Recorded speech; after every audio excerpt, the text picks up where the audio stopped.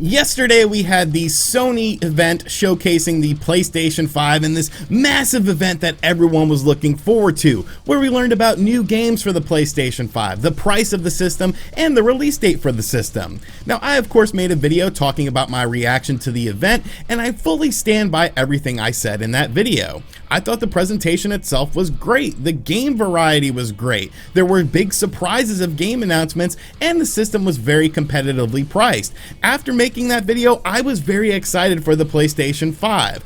However, after this presentation concluded, we did learn a lot of things, from pre-orders to the PlayStation 5 to details about some of the games, and honestly, all of the things that we learned drastically changed a lot of people's perceptions about what Sony is doing.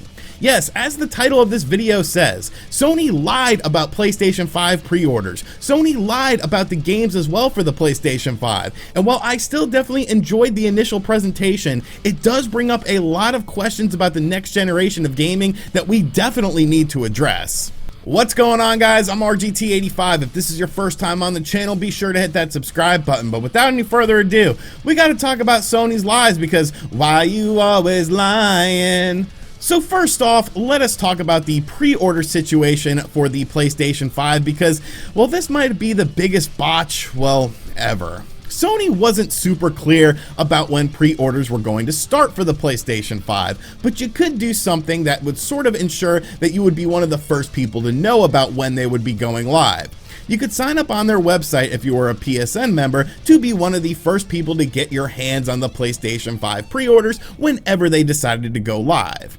Now, I didn't sign up for this personally because I figured, well, I'll just sort of take my chances, but to me, it's pretty clear that they were going to try and give priority to the more loyal customers of the Sony brand. After the presentation wrapped up yesterday, we were told that pre-orders would go live at retailers sometime on September 17th, that of course being today. But we quickly learned, well, that was a lie! Retailers such as Walmart, Best Buy, Target, and GameStop all of a sudden put up pre-orders all at different times, leading to these websites essentially crashing when they did because so many people were trying to get in on these pre-orders. Why were they going up already? I thought they weren't going up until the next day, a lot of people said, but no, all of a sudden they went up. Now, the people who signed up for these emails to be the first to know about the pre-orders got nothing from Sony, and many retailers were sold out within seconds.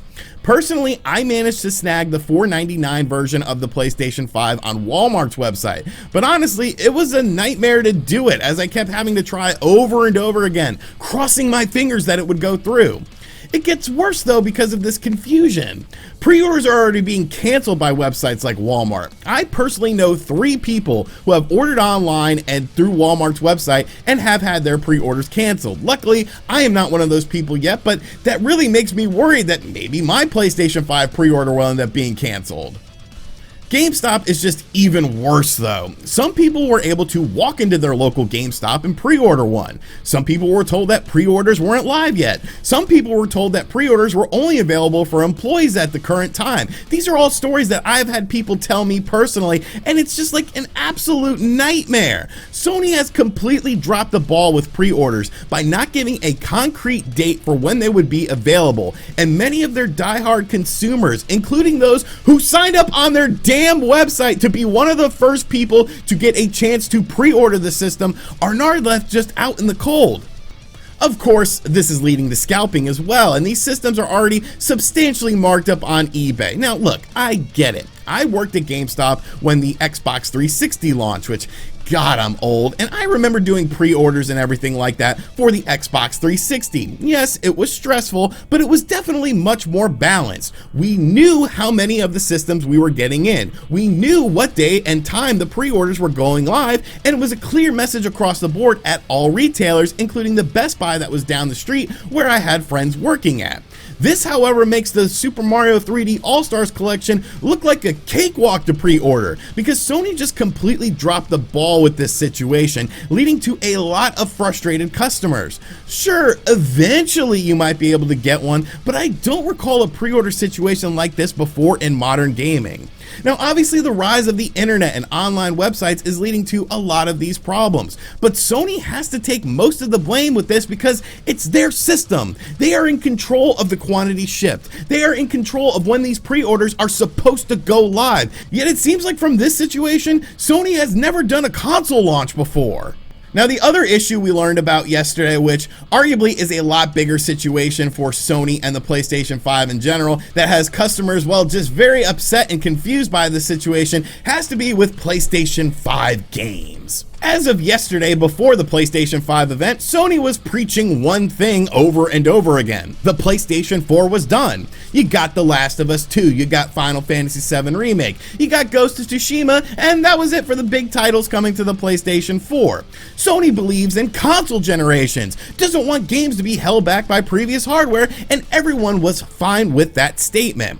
Sure, it was a stark contrast to what Microsoft is doing with the Xbox brand of consoles, making all console games that come to the Xbox that are first-party games for at least the next 2 years available on everything from the powerful Xbox Series X to the Xbox One VCR. And that drew the ire of a lot of gaming fans because, yes, it does mean that game development would be throttled for these games. Really, it's just a fact. PC gaming has been around for long enough so that these titles are developed to run on a multitude of different styles of PC in terms of power, but for console gaming, it's pretty much a new thing that we haven't really seen proof of working thus far, with games like Halo Infinite being, well, the disaster that it was when it was showcased for the Xbox Series X. So Sony kind of came out looking like the good guy, letting the PlayStation 4 right off into the sunset after a stellar lineup and then focusing on the PlayStation 5. But that's not the case at all.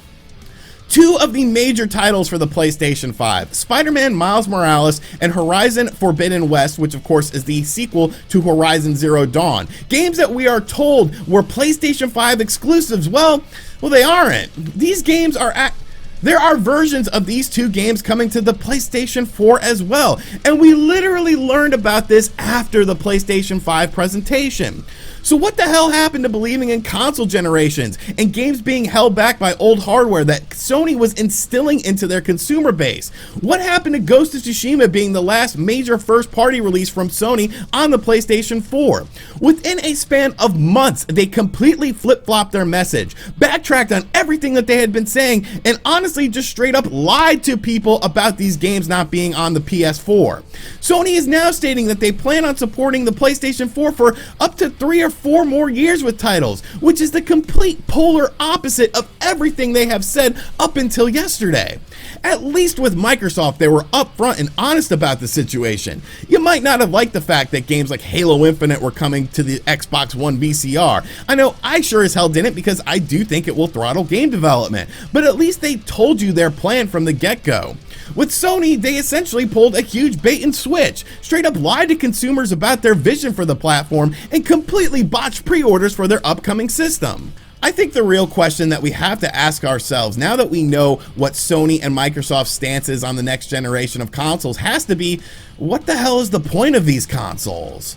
If a vast majority of the games are going to be available on the current consoles we all already own, why should the average consumer feel compelled to rush out and buy these new machines that play the same games, albeit with some graphical improvements? Why are we rushing these new consoles to the market if, in fact, both the companies aren't confident enough in them? Yes, I get it. Games still came out on the Xbox 360 after the Xbox One came out. The PlayStation 3 still got games after the PlayStation 4 launch. But Sony never came out and boldly said that the PlayStation 3 was done and that everything was coming to the PlayStation 4 instead, like they did with the PlayStation 5. I plan on buying both an Xbox Series X, well, maybe an Xbox Series S, and I've already gotten my pre-order in for the PlayStation 5 luckily. But honestly, I can't help but feel a bit deflated after all of these lies and backtracking Sony has done within the last 24 hours. Somehow, the system that everyone kept asking where are the new games for, the Nintendo Switch, is coming out like roses with Super Mario 3D All-Stars and Hyrule Warriors Age of Calamity coming out this year, and 2 brand new Monster Hunter games coming out in 2021 for the console as well. 2020 has just been a weird year overall, and video game companies are obviously feeling the impact, but to straight up lie and deceive your consumer base is a very risky move by Sony, and just something I honestly wanted to address. Alright, so those are my thoughts on Sony lying to consumers about the PlayStation 5 when it comes to pre-orders, and more importantly, when it comes to actual PlayStation 5 games. I think this situation is just absolutely crazy. I've never seen anything like it. I've never seen a company backtrack so hard in a matter of 24 hours, completely flip-flop and change their vision for their system, and completely change the message. And I really feel like consumers in the modern age, who are much more tech-savvy than they were, 5 to 10 years ago. Everyone is on Twitter, everyone is on social media. Consumers are seeing this now, and I feel like Sony just felt that this was just going to fly under the radar and maybe people would be happy with it. But your core consumer base is not happy with you right now, and I don't think they're going to let this slide anytime soon. But let me know in the comments section down below what you think of this situation. Were you able to get a PlayStation 5 pre-order in? Did you have to experience all the craziness of all these websites? And what do you think about major key games that were supposedly available only on the PlayStation 5 that are now coming to the PlayStation 4? Do you think these games will be throttled in development of them? Because, well, I honestly do. And as always, guys, thank you for checking out this video. If you are new to the channel, make sure you subscribe and turn on notifications. Check out other videos on the channel. Check out my initial thoughts on the presentation if you haven't yet for the PlayStation 5. We also talked about the Nintendo Direct Mini this morning. That was just, well, absolutely awesome. And as always, I will catch you guys on the next video. Later.